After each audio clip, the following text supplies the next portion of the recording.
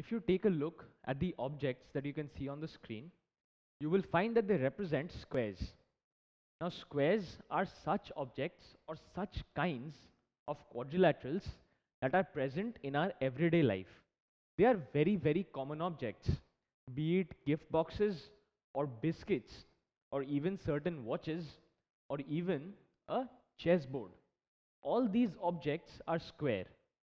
So obviously, it is important for us to get a clear understanding of squares because squares are prevalent in our day-to-day lives. Now, let me give you an interesting fact. Did you know that out of all the countries, there are only two countries which have square flags? All the other flags of other countries are either rectangular in shape or some other shape. But only two countries, Vatican City and Switzerland, have flags which are square in shape. Interesting, right? So let us study about the properties of a square. Now we have earlier seen that square is a very special kind of a parallelogram. So first and foremost, it will have all the properties of a parallelogram. Both pairs of opposite sides will be parallel. Both pairs of opposite sides will be equal. Both pairs of opposite angles will be equal. That is, this angle will be equal to this angle, and likewise, this angle will be equal to that angle. Again, the diagonals bisect each other.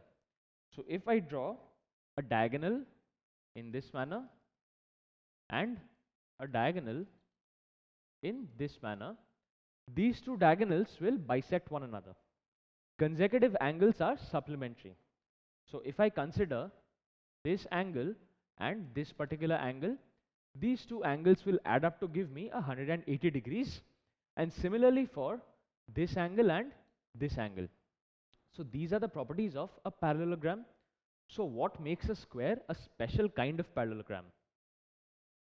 A square also has the properties of a rectangle. All interior angles are right angles. As you can see, this angle is a right angle, this angle is also a right angle, and similarly for the other two angles. The diagonals are equal. So in other words, when I draw a diagonal,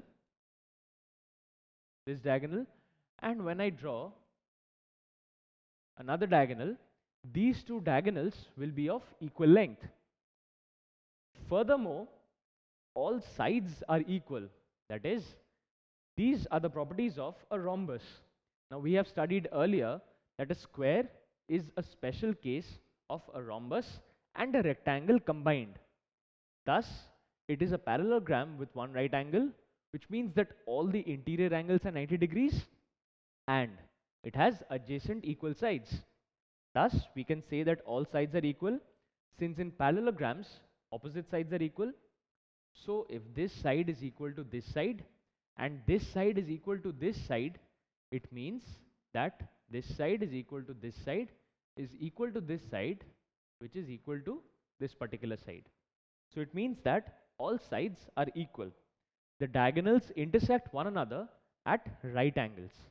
Or in other words, again, if I consider these two diagonals,